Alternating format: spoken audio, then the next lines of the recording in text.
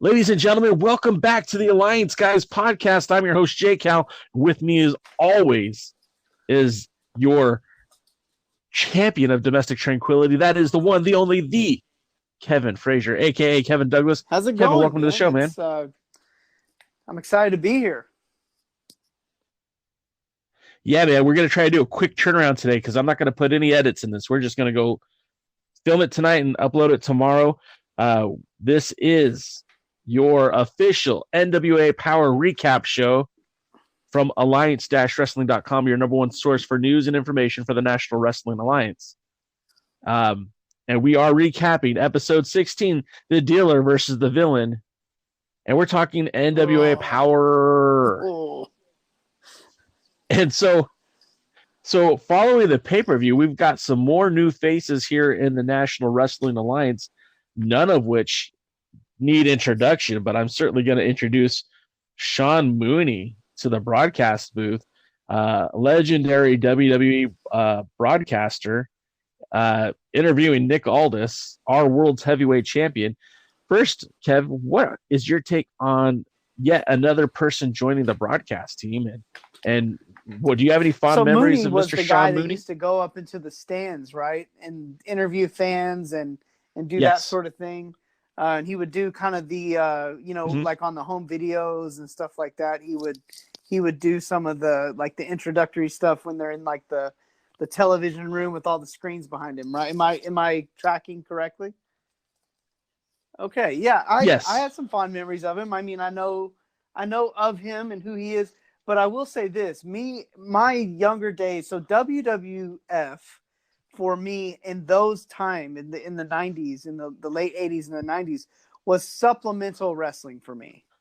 Okay. My bread and butter, my meat and potatoes was World Class Championship Wrestling. To me, that was wrestling. Yeah. The Von Erichs, the Freebirds, Jimmy Garvin, the Kamala, the Dingo Warrior, Gary Hart. Yep. Oh gosh, what was the Abdullah the Butcher, Iceman King Parsons, right? Yes, Iceman King Parsons. It's funny.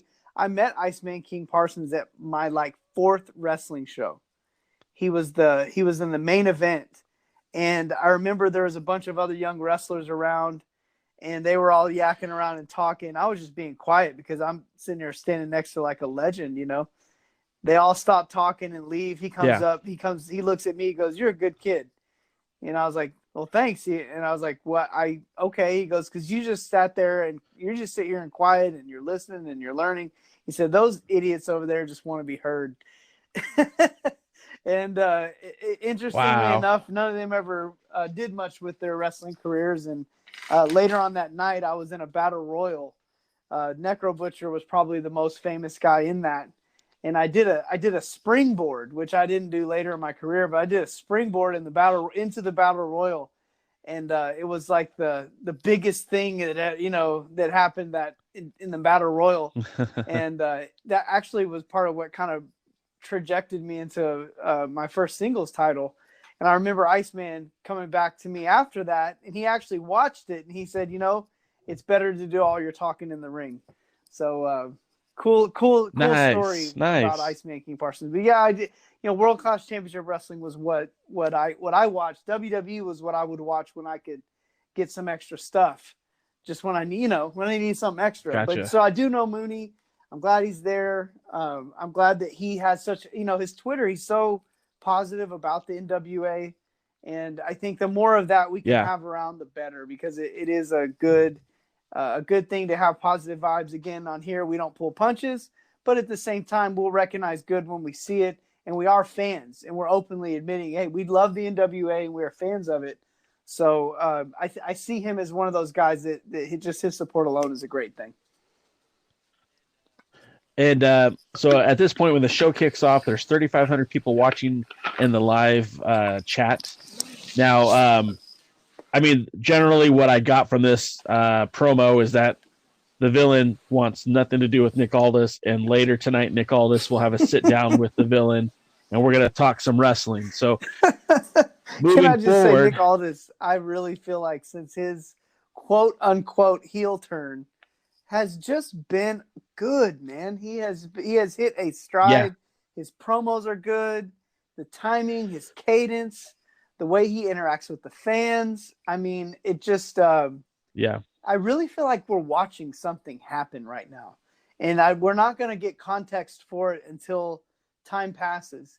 And barring some terrible, unfortunate event with, something in ownership or something that derails a consistent output of product, I think we're in the middle of something happening with Nick Aldis that we won't really know the ramifications of it for another year or so.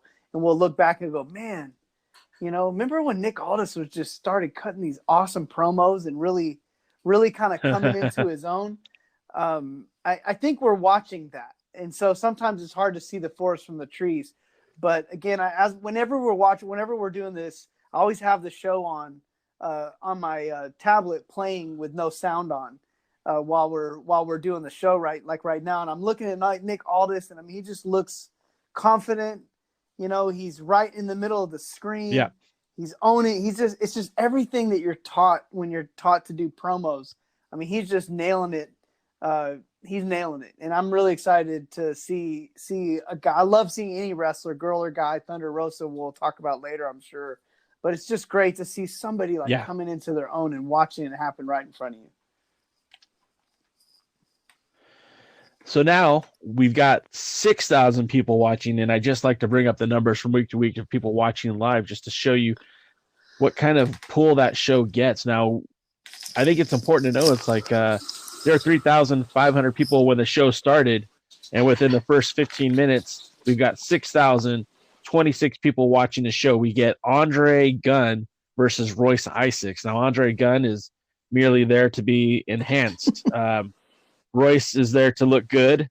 And we've got Sal Rinauro, who we pointed out here on the show that he broke his arm before the pay-per-view.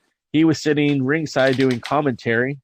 And the fans are all over Royce Isaacs and all over May. So can I Valentine. Ask a question about May? So is she an enhancement talent? I mean, I don't know who she's enhancing because it's not doing much for Royce Isaacs. Would she be an enhanced plural talent? There you go. There you go. I had to. It was there. I took it. It's that low-hanging fruit. Kev is gonna just keep reaching for it night after night. One of the things that I thought was super impressive was that deadlift fisherman suplex. And now I know you're a guy who's in the gym quite a bit. It's not like any kind of slob can just get out there and do that. You actually have to have some core strength and a lot of muscle to pull that off. And I thought it looked great. I thought Rinauro was good on commentary, believe it or not. Like, again, the kid, and I use that jokingly, was pretty good on the mic. Post-match. Sorry. I'm post-match, Isaacs. Trevor Murdoch. Sorry, I'm hearing him in my head right now. It's good. Okay, carry on. Sorry, Jay. It's okay. You're fine. Post-match, Isaacs is upset with Rinauro because, again, he's kind of he started talking to May, and then May tries to get in there to break it up, and she pulls Isaacs away. And I think they're doing this whole jealous boyfriend thing. I'm not exactly sure. I think I alluded to saying that I kind of knew it was going to happen, but I think plans have changed.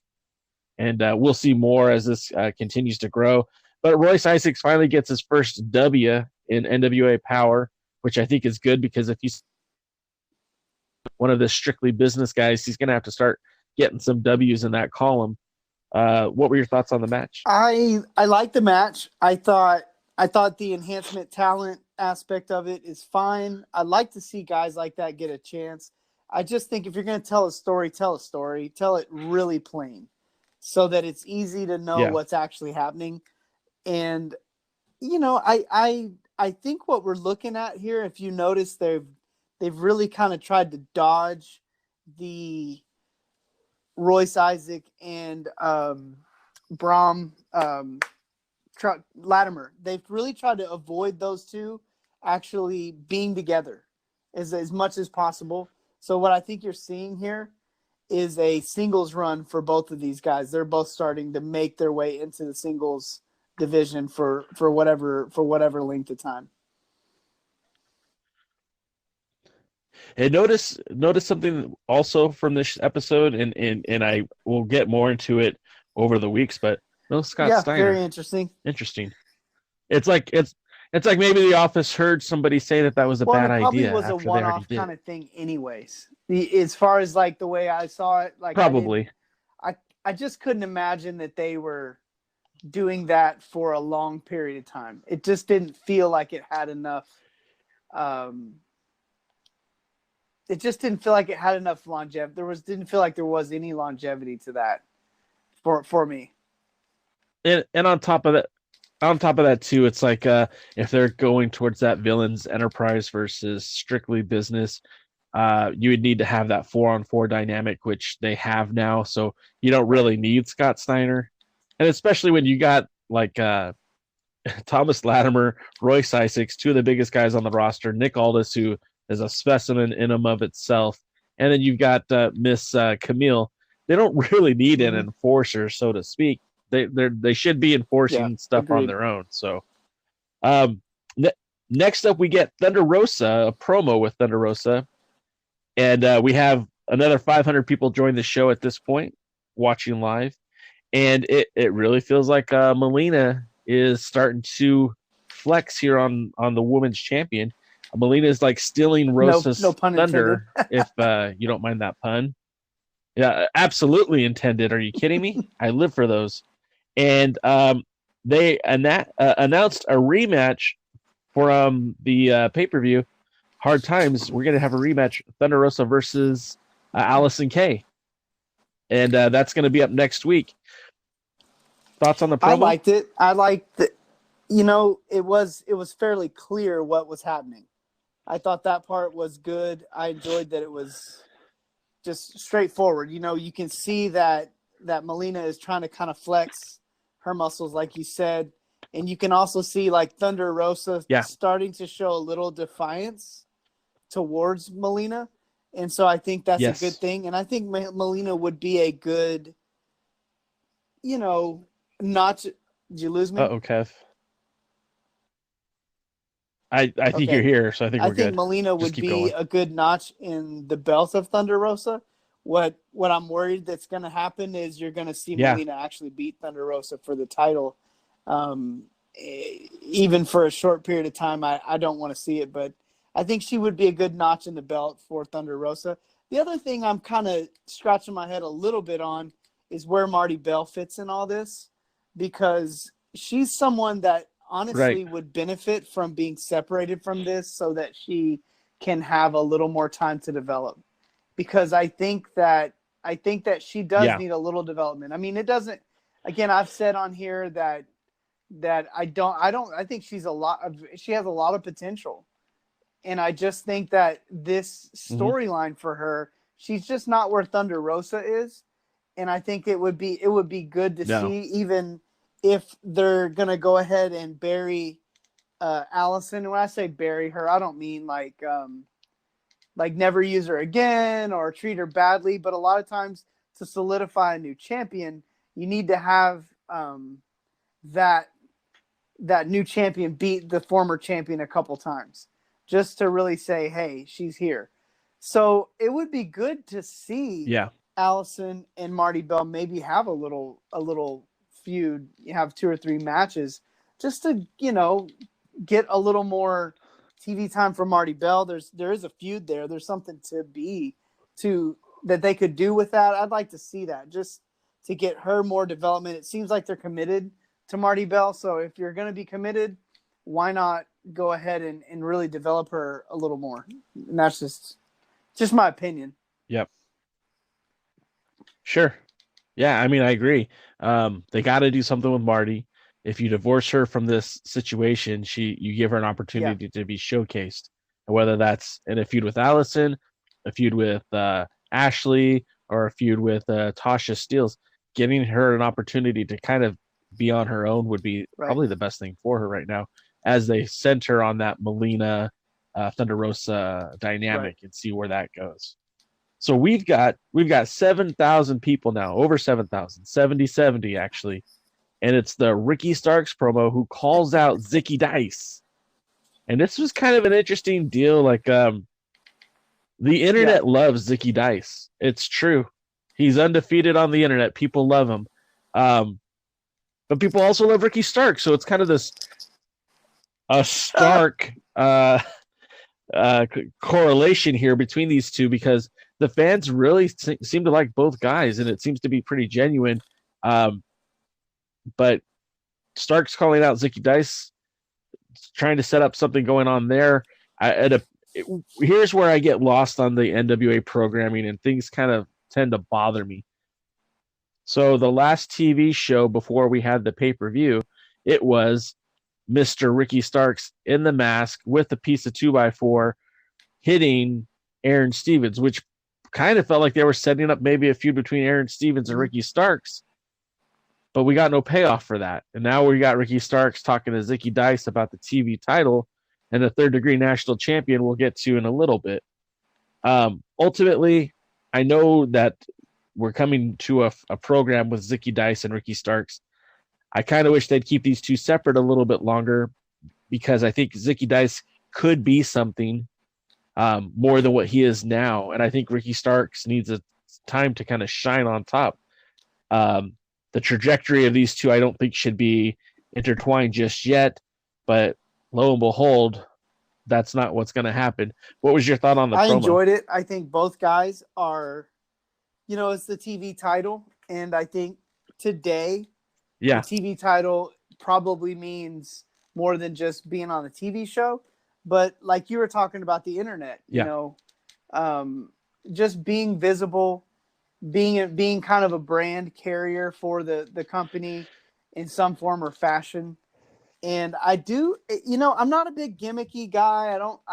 I'm a very much a purist, but I'm also very much understanding of what we're in too. I mean, it's professional wrestling. Yeah. And I at first, I kind of was like, I don't know if I like this 6:05 6-minute thing, but I do kind of like it. I do like that they have some stipulations about it, that if you defend the belt 7 times, you get a title shot, just little stuff like that.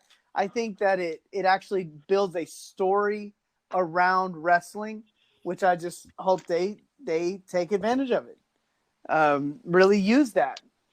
Well, and I think that Lucky 7 rule. Now, first of all, I know not to bring up Jim Cornette, but Jim Cornette was part of the VIP meet and greet with Billy Corgan during the Crockett Cup. And someone had asked way back then about a TV title. So the seats were already there for a TV title. I still think it's still too early, but hey, I've been wrong before. I don't mind admitting when I'm wrong. And as soon as the NWA proves that I was wrong, I'll apologize. So far, I don't feel that way. I still feel like it's an unnecessary title, even though it's on our boy Ricky. I still think they could have been doing this with a national title right now. The same thing.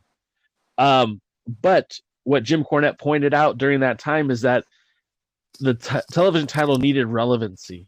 Not that it was just defended on TV, or not just that the champion was showcased frequently, but there was always, like, if the champion had 10 successful defenses, he'd get a cash prize, and then they would strip him of the title and they would go again. Very, very rarely did a champion have 10 successful defenses. So these things kind of wrote their own rules and all of that. Ultimately, the Lucky 7's deal is going to be good for establishing the championship. It also gives it a priority, because if that champion is successful 7 times, he's going to go on and challenge for the World's Heavyweight Championship.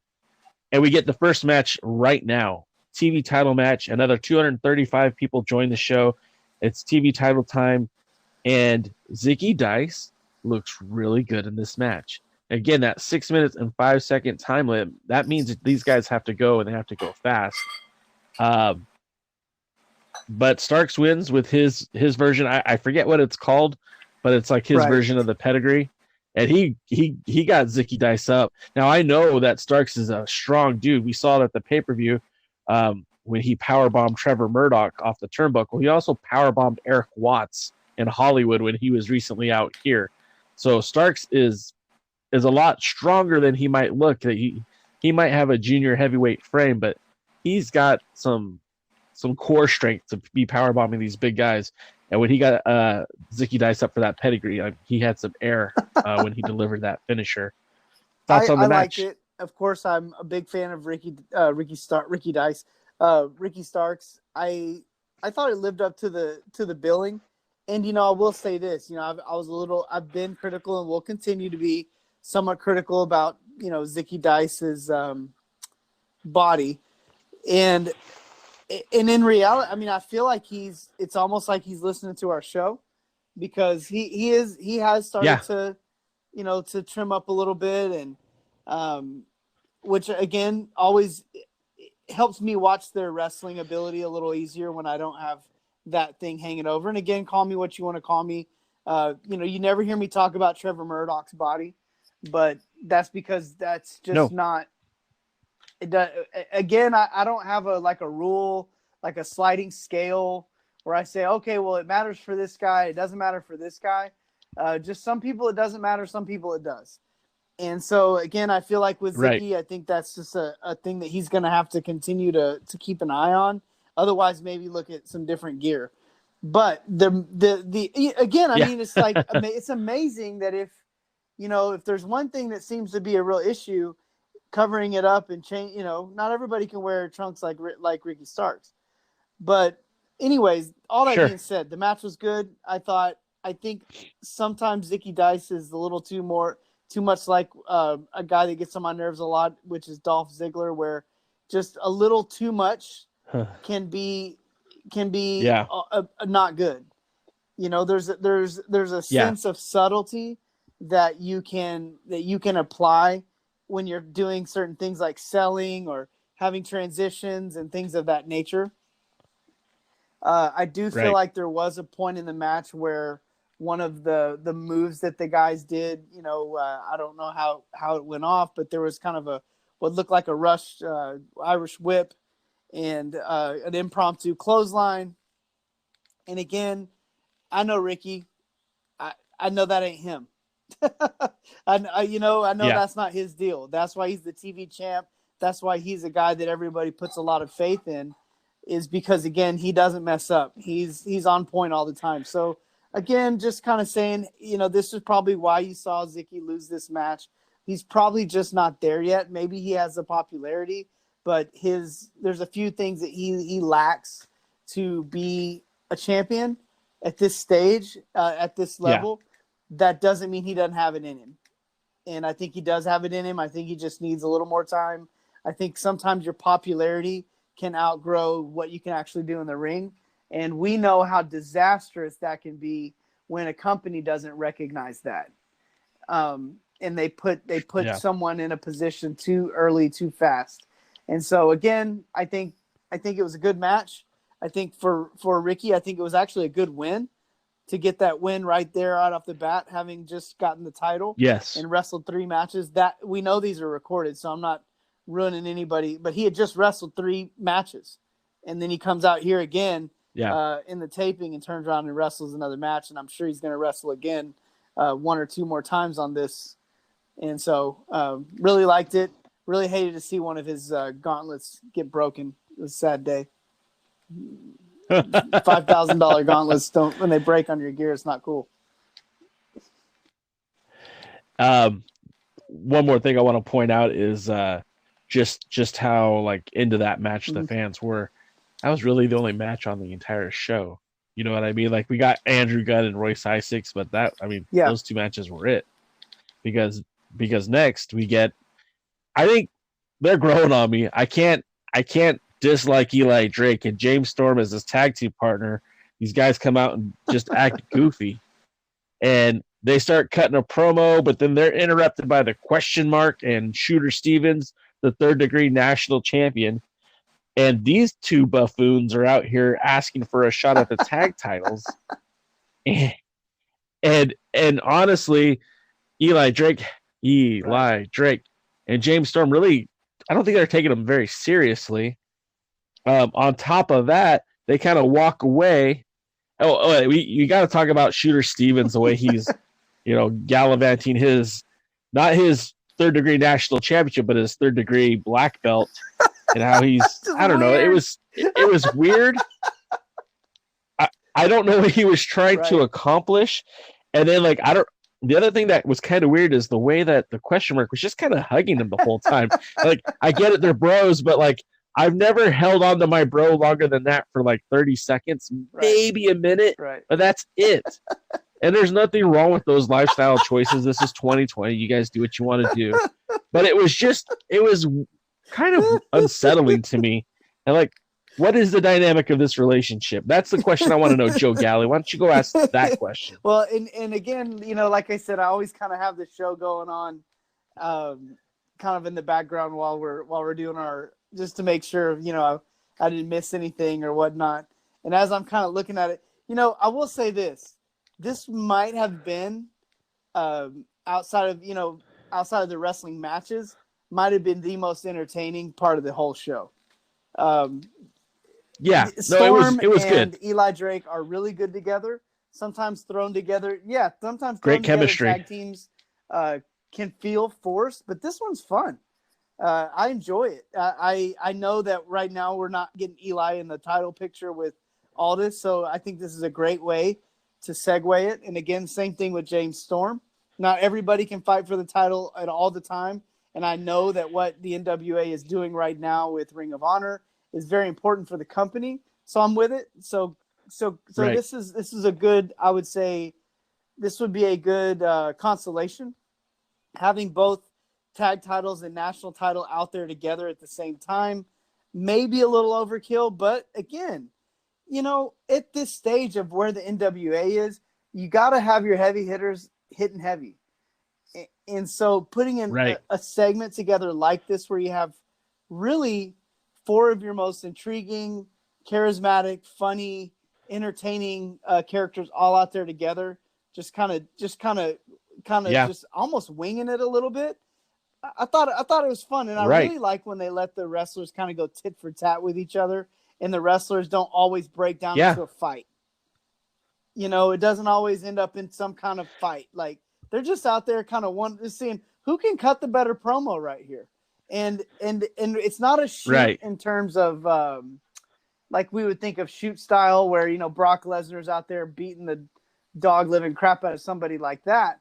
But it is a shoot in terms of, all right, let's go out there and see who can have the best segment and do the best on the promo. And you can see these guys thinking and really trying to really one up each other in these little segments. And it's fun to watch.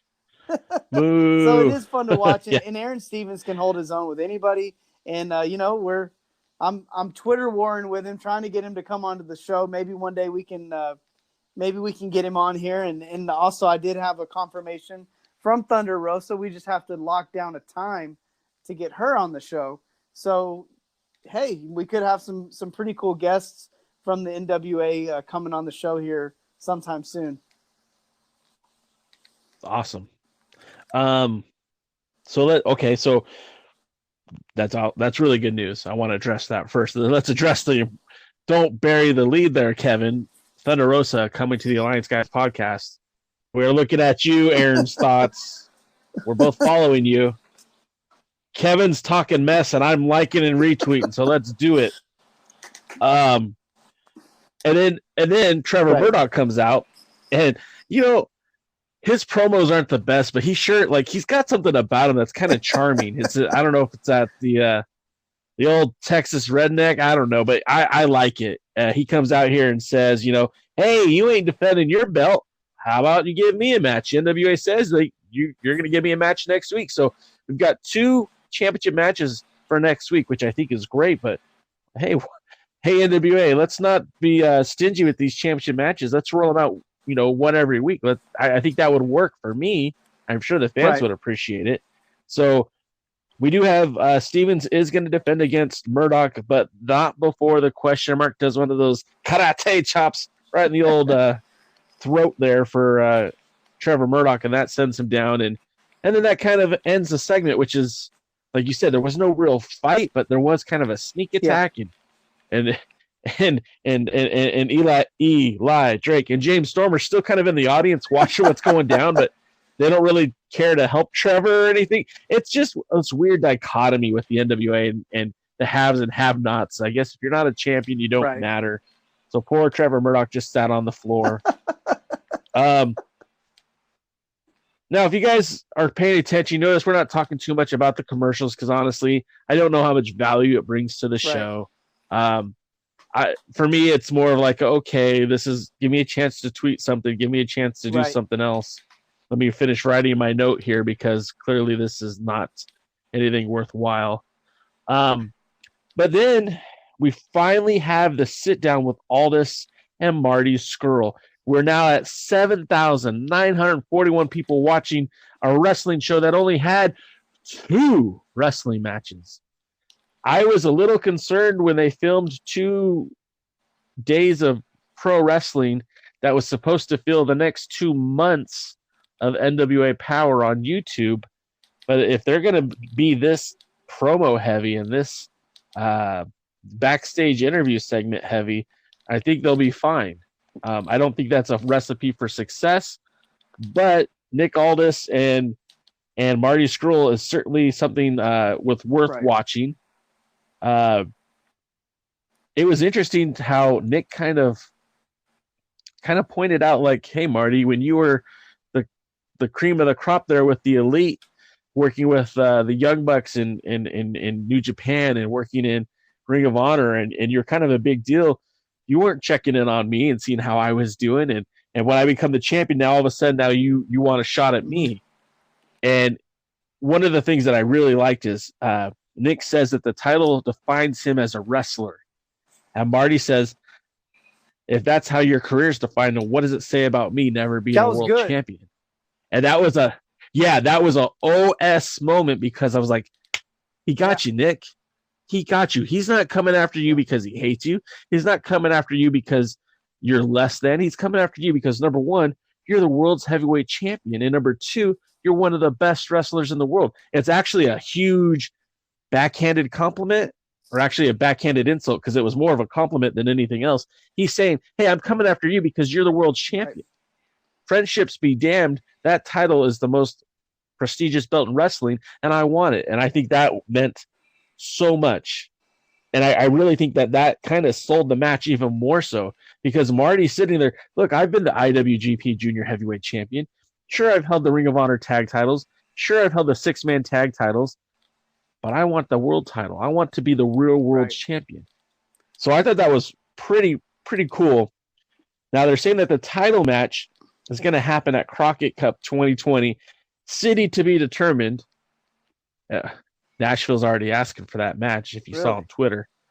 The Nashville Fairgrounds are like, hey, Nick, why don't you come back to where you won that title at in the first place? Come back to Nashville.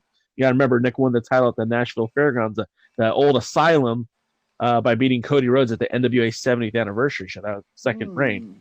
So maybe in Nashville. I still hear people saying Atlanta. We'll see. But Nick throws out this stipulation that he wants Marty to give up something. So if Marty gets this world title shot, well, if he loses, he's got to refund everybody's ticket and attendance. Wow. Now, to me, that's a surefire way to say that we have a new NWA World Heavyweight Champion, but so far Marty hasn't agreed to these terms yet. This is just something Nick threw out there, and we have a couple of weeks of television before anything is going to be finalized anyways. But I thought the promo was really good. I think they're selling us on the match now because it's going to be meaningful at the Crockett Cup. What did you think of this promo? I liked it, and I was very skeptical for this to be like the main event, so to speak, of the show. Mm-hmm. But again, I'm enamored. I am absolutely, I don't know the word I'm looking for. Interested, intrigued. Drop everything and listen when I listen to Nick Aldis, because he always has an agenda, and he does, and he never quite says exactly what he's trying to say. And again, it's his wrestling, okay, guys, but that, I just don't think people realize how much talent there is in that kind of thing, and the way he kind of kind of takes the like, I'm more important than you kind of thing on one end, and it's kind of insulting, but then he turns around and tries to make himself out like almost like he's the victim right now. Yeah. Yes. Yes. Like, why would you want to do this to me? You know, I already beat you. Like, why would you do this to me, Marty? And it's kind of like, it's like he has zero recognition. And this is a true narcissist at his best, but like zero recognition for really almost anything Marty Scurll says that makes any sense towards Nick's, you know,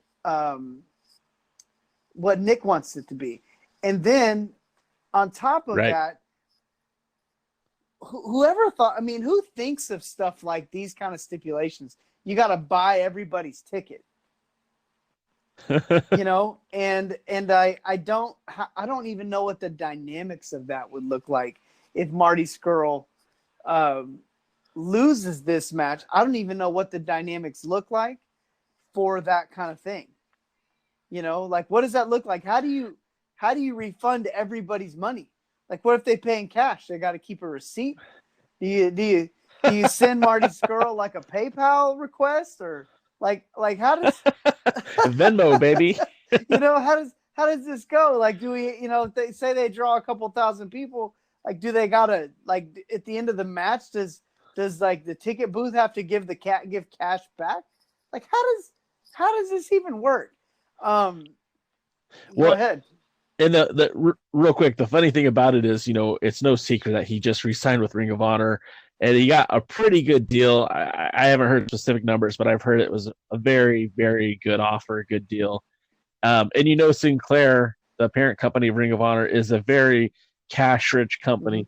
So it's not like, you know, it's not like Nick Aldis and Marty Scurll, he's gonna have to pay, is out of the realm of possibility. But you're right. These stipulations that always seem to muck up the clear water of the NWA.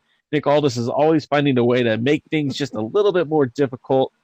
And quite frankly, like, this one just is kind of silly to me. You hit the nail on the head. What are we going to do? Just cashback receipt, or do I have to sign up for an app? I mean, how am I going to get my money back? I don't know. Again, he hasn't agreed to the stipulation yet, and you know, the other thing that crossed my mind too is what if they just plan on doing this pay-per-view as a free event? Well, you know, just get as many bodies at the show. Thing. That was the next thought. That was the next thing that I thought was that, that, remember, Ring of Honor is having, what is it, like a free for all or something of that nature, right? Yeah. They call it free enterprise. Right. So they're having their own free quote unquote event. And so I thought about that, and I thought, okay, is this kind of like a segue into like a free event? And it would be kind of a funny little stab, I guess you would say, for Nick Aldis, for let's say Marty Scurll says, okay, I agree to your stipulation. And then doesn't Billy Corgan kind of have it out for Nick Aldis a little bit? Don't they kind of like, doesn't he kind of go do certain things to make his life miserable or whatnot?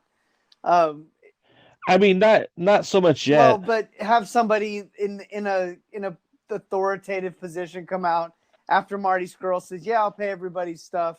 And Nick Aldis, ha ha ha, I got my stipulation, and they come out and say, oh, well, by the way, it's going to be a free show. Yeah. And then Nick Aldis is stuck into a match and has to fight him, and it basically takes away the leverage that he would have had anyways. So yeah, who knows? Who knows how that's all going to go down. You and I might be onto something. So we do know next week, which is actually today is Monday. We're filming this on a Monday evening. This we'll now know tomorrow that we have 2 title matches. Right. And I'm looking forward to both of them. I think Thunder Rosa and Allison Kay has all the possibilities of stealing the show like they did at the pay-per-view. I also think that a title match between Aaron Stevens and the shooter Aaron Stevens and Trevor Murdoch has all the makings for another really solid, good match. And if those are the only two matches on the show, those are going to be some pretty good matches. Right. We'll see how it goes next week. But overall, we didn't get a lot of wrestling on this show. But I don't hate it. We had an entertaining show. Yeah.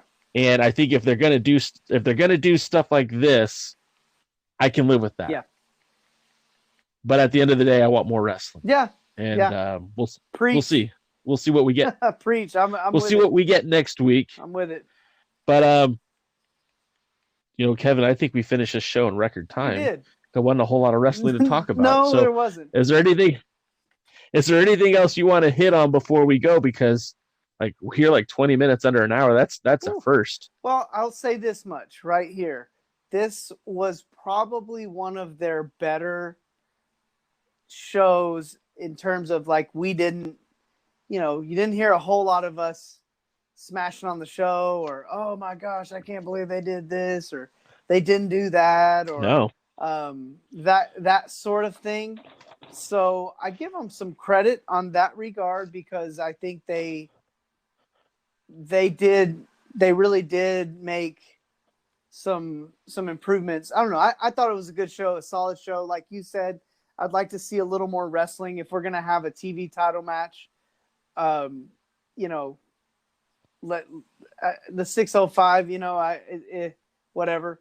I will say this too. When do we get to see more of Latimer wrestle? Because I really liked.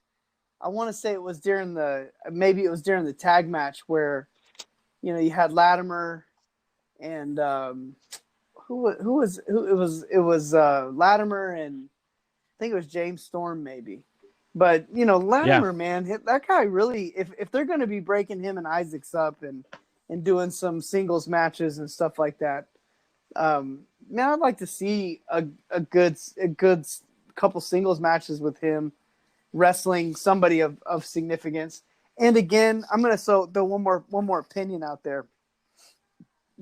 This is not the time for enhancement talent. I'm just going to put it out there because nothing against the enhancement guys that are out there and the ones that have, I'm all about opportunities for guys. I was one of those guys and I wanted opportunities. So I think opportunities are you need them for the young guys, but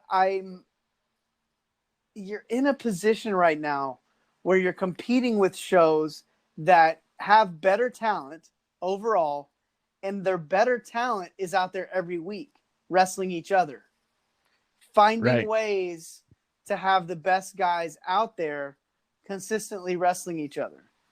And I think that is something that the NWA needs to visit, because you can put your best guys and girls out there on a regular basis and not necessarily give everything away, with lack of a better term.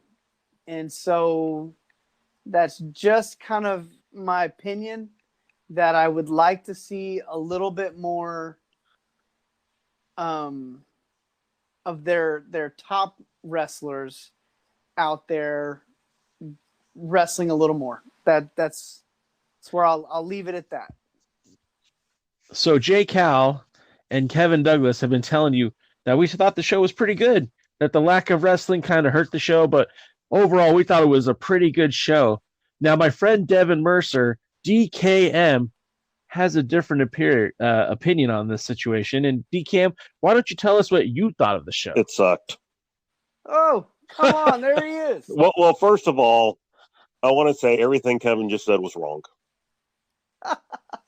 Oh. So I'm almost of the total opposite opinion of what Kevin just tried to sell, which is, and I'm going to explain it here, so give me a minute.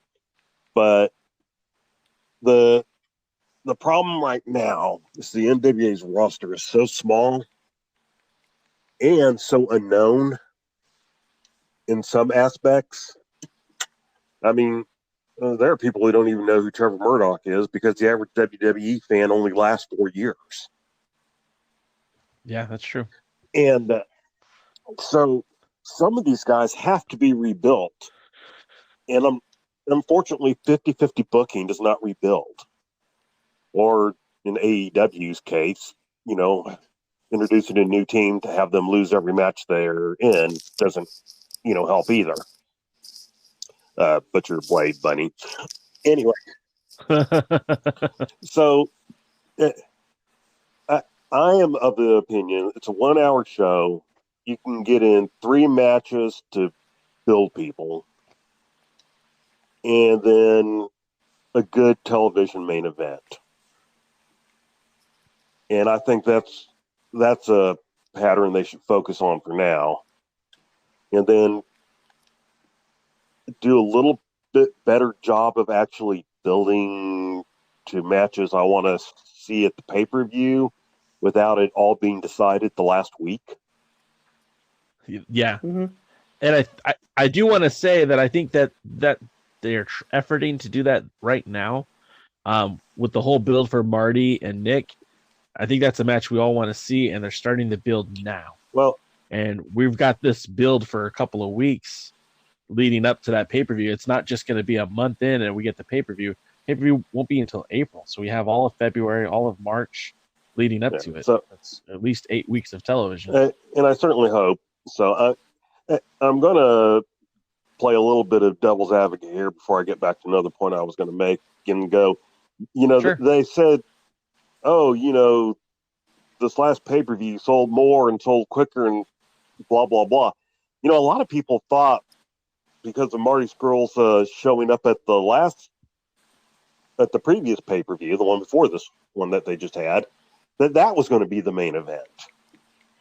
Yeah. And I mean, and the advertising certainly indicated that too. It certainly kind of popped off like it was going to be, and then they fell real quiet, and then nobody knew what was going on. But I mean, I think a lot of people bought that pay-per-view early, because early it was what, $15 or something like that. Yes. And so, it was a low price and early, and they thought they were going to see one main event, and it turned into something totally different. And by the way, I actually liked the pay-per-view. I did too. The show that followed it, I thought, sucked. First of all, I think if you added up all the minutes of in-ring action, you got like 7. Probably. And boy, the thing, not the Aldis Scurll thing at the end. That was, I didn't care really. People, he wants the title once again. NWA over convoluted. Let's make this, we can't just have a match because the champion's supposed to defend the title. I don't think that happens in the NWA. You never defend a title because you're the champion and you're supposed to defend it. You defend the title because we got to have all sorts of weird, convoluted ways to get a match to take place. Well, and Kevin and I kind of theorized that maybe the idea is that this is going to end up being a free show for the fans in attendance, and that Billy Corgan will say, well, okay, Nick, if that's the way it's got to be, this show is going to be a free show, so you don't have to pay anybody whether you win or lose, Marty, because we just want the best wrestling we could have, and they end up doing a free show in some lucky city. Well, that would be great, except for the fact that it's got to be announced in enough time that it ruins the stipulation there. Because, if he comes out next week and says, hey, guess what? Ha, ha, ha, it's going to be a free show. Well, then, okay, that whole thing. And then what other convoluted thing is all this going to come up with? How about Billy Corgan come out and say, you know what? You're going to defend the title because I consider him to be a top challenger, and I'm telling you, defend the title. And if you don't want to defend the title, hand the belt over. That's more what's needed. not this, oh, gee whiz, because now everybody's convinced that, oh, well, now the title's got to change hands. Although if you listen real closely, he never said Skrull had to win the title.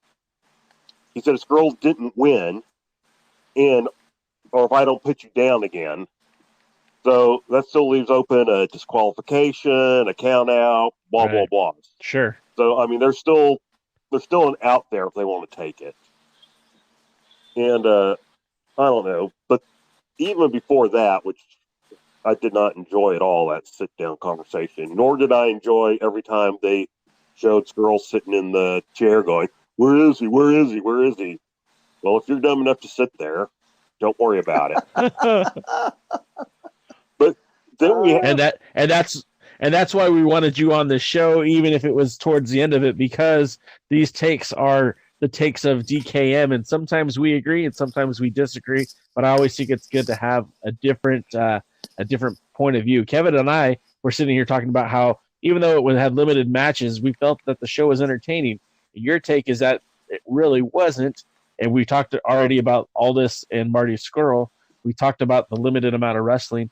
What else did you want to say about the show, Mr. DKM? Well, I mean, the end thing with just before that with the tag team champions, and I'm tired of drunks. Well, everybody has to have a drunk now. we got James Storms who's drunk in NWA. We got somebody's drunk in AEW. I don't watch it. I'm sorry. I only hear the reviews. And but I know there's someone doing a drunk character in AEW. I'm sure whenever this is done, they'll post it in the feedbacks. And in WWE, the writers are obviously drunk. But quick, guys, do something. We need more excitement. So anyway, Vince, take us Annex. Anyway, so that segment was too long. I didn't care. By the way, for a place that just got in trouble over Jim Cornette, which just goes to show the total BS, wasn't James Storm making some kind of Asian jokes or something like that? I mean, that's brilliant there, guys. Do that. Of course, Storm doesn't have everybody out to lynch him like Cornette did, so nobody cares. Sure. The same people who are all offended before don't care because it's not Cornette. So anyway, it's just I didn't enjoy Melina talking for Thunder Rosa, and I really can't think of much I actually enjoyed about the show. The interviews at best were average. Many of them went too long. There was no real good in-ring action. Hopefully this sets up Trevor Murdoch getting the national title match.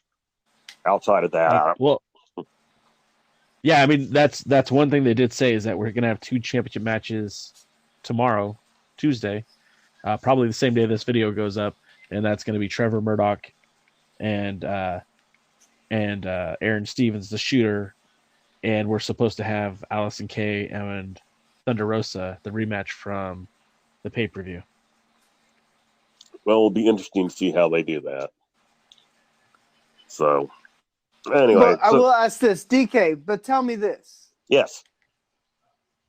Did you not enjoy Eli Drake, James Storm,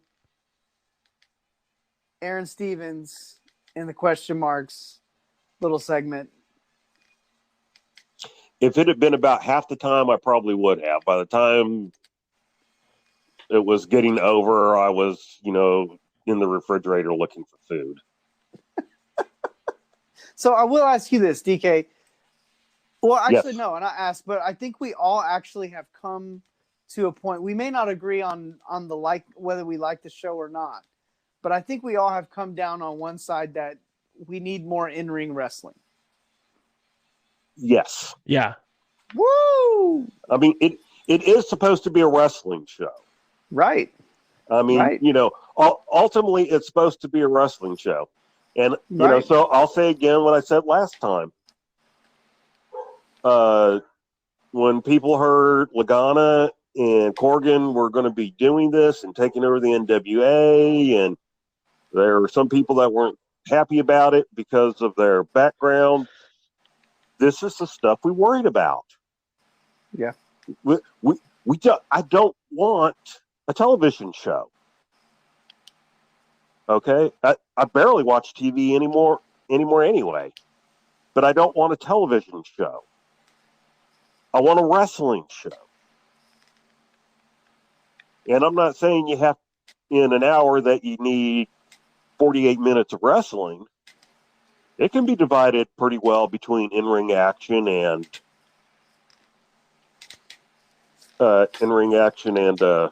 interviews. I mean, the promos are what puts butts in the seat.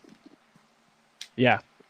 I mean, so I don't have a problem with that, but when it's so long and so tedious and so convoluted and so, you're trying to make me care about something, and what I care about is seeing something happening in the ring. Right. Right. Right. I mean, Super Bowl just took place, so you guys know when we're recording this. Anyway, the Super Bowl just took place, and I did not watch the 15-hour pre-show. Right. I Me did neither. not. And I turned the TV to the channel at 5 o'clock. Game started at 5:30 Central Time. And, so I saw all the songs and national anthem and that stuff. Kids running on field. And, that was enough to get you up and get you going and get you excited for the game. Pretty good game, by the way. Right. And everything. But I want to watch the game. Yeah. I want to watch wrestling. I want to watch wrestling that is different than what I have the ability to see elsewhere. I'm not watching anything else really anymore. But I want to see wrestling that's different than what I have the ability to see anywhere. If you're going to put on the same stuff, then why do I need to be there? Why do I need to watch it? I can see that anywhere.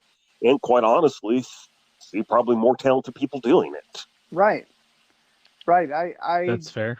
No, I can agree with that because let's just be honest. Like we're not and again, a really fluff show turned south real quick, but but the NWA has a good roster, but there's not the most talented roster out there. But in order for this roster to improve, and like I was saying about Marty Belt earlier, they've got to wrestle. Really wrestle. They actually, they have to actually get out there and have matches. And I just think that's what we need. That's what we're lacking on this there's just not enough true wrestling to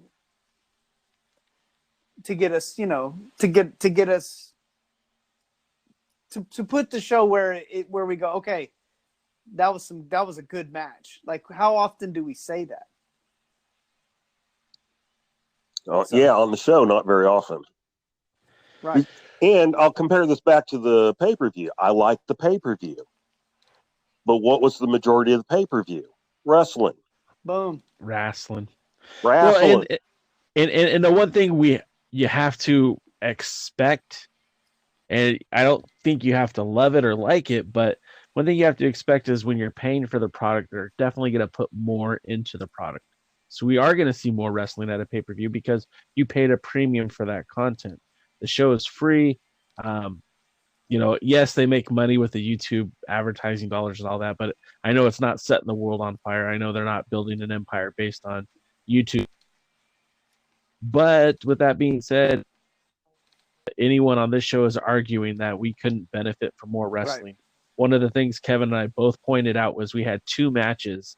And although the show, and I still stand by what I said, I found it to be very entertaining. I hear your criticism, and I see what you're saying. I still found the show to be very entertaining. I don't like the convoluted angles. We've talked about that at length in the past, DK and I.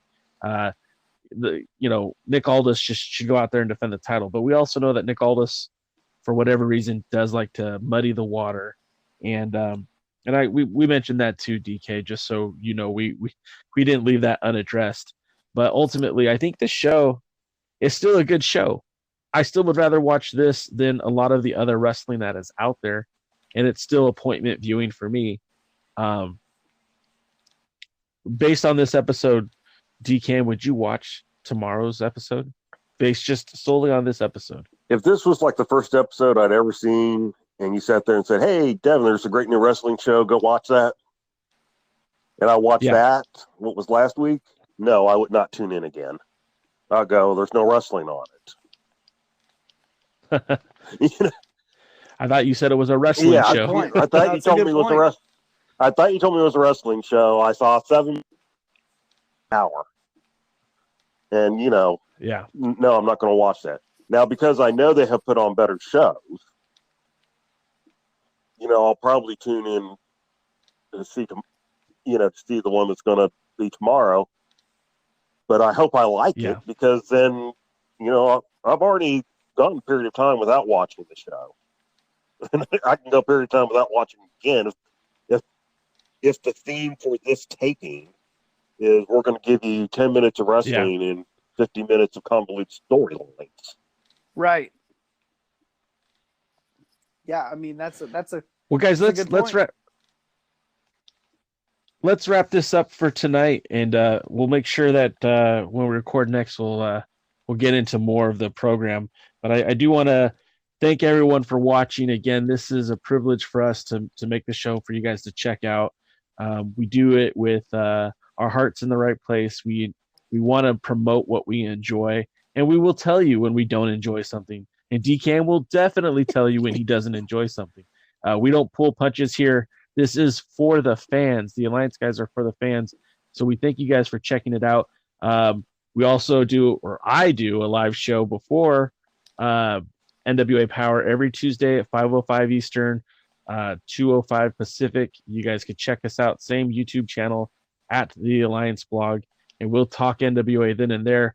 DCAM, how can they follow you on the Twitter or all your socials? How do you want people to follow you? The only thing that is primarily wrestling related is my Twitter account, which is at DKMFWTX. So, and Kevin, I was going to say, if you follow any of my other ones, you're just going to be bored with my life. And Kevin, we have at the end of each show, we have the channel for folks to subscribe to your wrestling YouTube channel. But if they want to get to know who Kevin Frazier is, what's the best way to do that? You can go to my Instagram page at Kevin Lee Frazier. That's FRAZIER. Same handle on Twitter. And on Twitter, I do cover wrestling. A lot of my friends from the wrestling days will interact, and we'll goof around a little bit on there. But also interact with some professional baseball players on there, and some faith-based stuff as well, motivational speaking type stuff. So a little bit of everything. If it's a big night for wrestling, you'll probably see me on there tweeting. If it's a big night for baseball, you'll probably see me on there talking about baseball. It just kind of depends on what's going on. But I'm always open to interact and pretty accessible. And again, you guys can follow me at the Alliance blog. Well, that's where the website is, right? You want to follow the guy, Jake Howell, you go to First to Third on Twitter. And again, the Alliance blog is also on all social media platforms. We're talking Facebook, Instagram, Twitter, obviously YouTube, because that's how you're watching us, Twitch, TikTok, Tumblr. We're trying to get all your bases covered. So make sure you click like, subscribe, share with a friend who's into wrestling. And until next time, guys, we'll see you at the matches. Have a good night. Good night, guys. Thank you, gentlemen.